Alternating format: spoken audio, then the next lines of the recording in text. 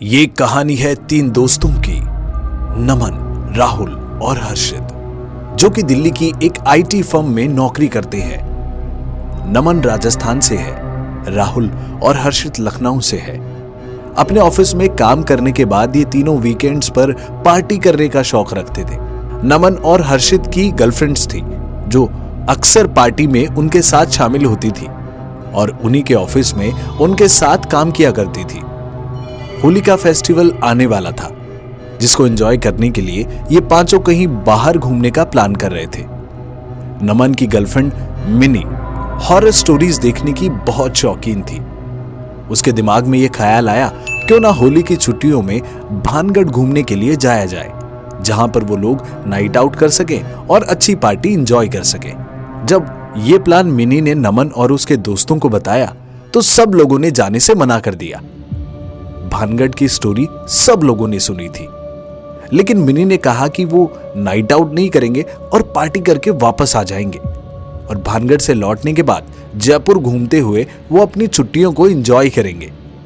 Plan के मुताबिक सारे लोग नमन की गाड़ी में बैठकर घूमने के लिए निकल पड़े। दिल्ली से भानगढ़ की दूरी 217 किलोमीटर थी। रास्ते में म्यूजिक और बहुत सारी बातें करते हुए आखिर वो शाम 4:30 बजे भानगढ़ के करीब पहुंचे। भानगढ़ से लगभग 2 किलोमीटर दूर एक ढाबे पर वो चाय पीने के लिए रुके। चाय बनाने वाले लड़के से भानगढ़ किले के बारे में जब राहुल ने पूछा तो उसने बताया कि शाम 7 बजे के बाद किले में रुकना ठीक नहीं है। राहुल थोड़ा सा डर गया। उसने वापस चलने के लिए सबको कहा, लेकिन मिनी उसे मनाने लगी और कहा कि सूरज ढलने से पहले हम लोग वापस आ जाएंगे और फटाफट चाय पीकर वो भानगढ़ की तरफ निकल पड़े। एक सुनसान सा किला जिसकी दीवारों पर छत नहीं थी। मिनी और राहुल एक दूसरे के हाथ में हाथ डाले फोटो खींच रहे थे। हर्षित, श्वेता, राहुल तीनों दूसरी तरफ घूमने के लिए निकल पड़े। फोटोज क्लिक करते हुए मिनी को एक प्लान सूझा। उसने नमन से कहा कि मैं दूर जाकर किसी दीवार के पीछे छुप जाऊंगी और तुम जोर जोर से चिल्लाना और सबसे कहना कि मैं कहीं खो गई हूं और मिल नहीं रही। नमन ने मिनी को ऐसा करने से मना कर दिया, पर मिनी ने कहा मजा आएगा और वो ऐसा करने की जिद करने लगी और बेमन से नमन ने हामी भर दी। मिनी दूर जाकर दीवार के पीछे छुप गई और मन ही मन सोचने लगी कि ये प्रैंक वो अपने फोन में रिकॉर्ड करेगी और बाद में इसे अपने इंस्टाग्राम पर डालेगी। नमन जोर से मिनी मिनी चिल्लाने लगा।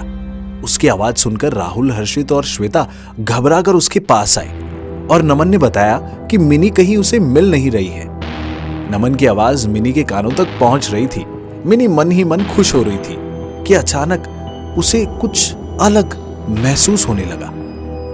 मिनी के कंधे पर किसी ने धीरे से हाथ फेरा। पीछे मुड़कर मिनी ने देखा तो वहां कोई नहीं था, बस एक कानों में आवाज आ रही थी, मैं बस तुम्हारा हूं। और एक चेहरा उसे दिखाई दिया, बड़े बड़े होठ और लाल आंखें। मिनी सहम गई और डर के मारे उसकी आवाज नहीं निकल रही थी। निकल रहे थे तो बस उसकी आंखों से आंसू। नमन को लगा वो मजाक कर रही है, जैसा कि उसका प्लान था। मिनी को बार बार आवाजें लगाते रहे, पर मिनी उन्हें कहीं नहीं मिली। अंत में बहुत ढूंढने के बाद मिनी एक दीवार के सहारे सहमी सी खड़ी थी और डैरी सहमी उसकी आंखों से आंसू निकल रहे थे। नमन ने मिनी को देखा और उसका चेहरा देखकर वो भी डर गया। उसने मिनी को गले लगाया और जल्दी से वहां निकलने लगे। अचानक मिनी का फोन हाथ से गिर गया। नमन ने उसे जल्दी से उठाया और वीडियो रिकॉर्डिंग को बंद किया। जल्दी से वो लोग किले के बाहर खड़ी गाड़ी में बैठे और वहां से निकल गए।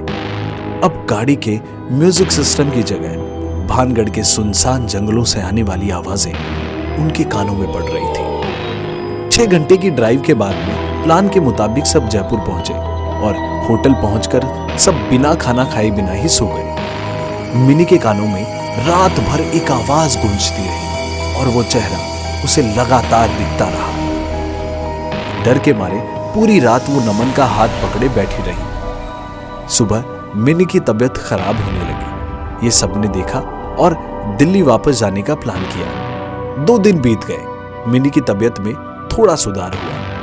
पर अब भी वो अपने साथ हुई घटना को किसी के साथ शेयर नहीं कर पा रही थी। जब भी नमन उससे कोई बात करता तो वो एकदम चुप हो जाती और रोने लगती। नमन ने तय किया कि वो मिनी से इस बारे में कोई बात नहीं करेगा।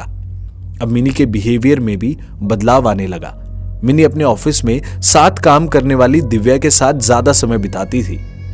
दिव्या के साथ उसकी नजदीकियां नमन को थोड़ी अजीब लगी।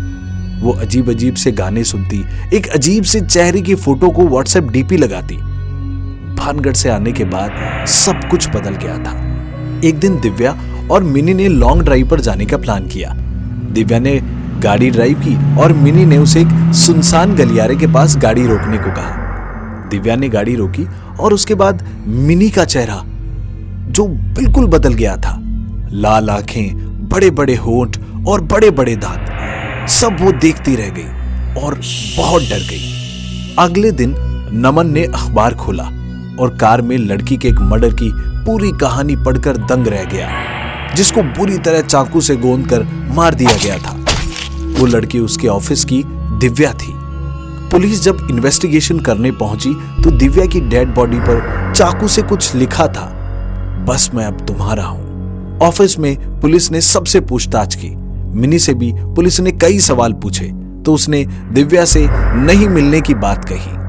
नमन की रातों की नींद गायब हो गई। उसने एक दिन मिनी से मिलने की जिद की और बहुत बार कहने के बाद मिनी उसे मिलने आई। उसने मिनी को कहा कि वो भानगढ़ की फोटोज लेना चाहता है। मिनी वॉशरूम गई और भानगढ़ की फोटोज नमन ने अपने फोन में ली।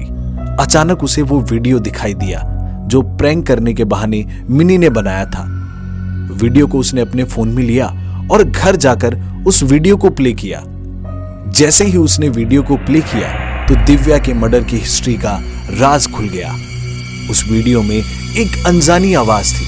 वो कह रही थी, अब बस मैं तुम्हारा हूं। नमन ने जो ही आवाज सुनी उसके पैरों से जमीन खिसकने लगी और वो सर पकड़कर बैठ गया। उसे मिनी को उस जानवर से आजाद करवाना था, पर कैसे? इस सवाल का जवाब ढूंढने वो भानगढ़ के लिए निकल पड़ा।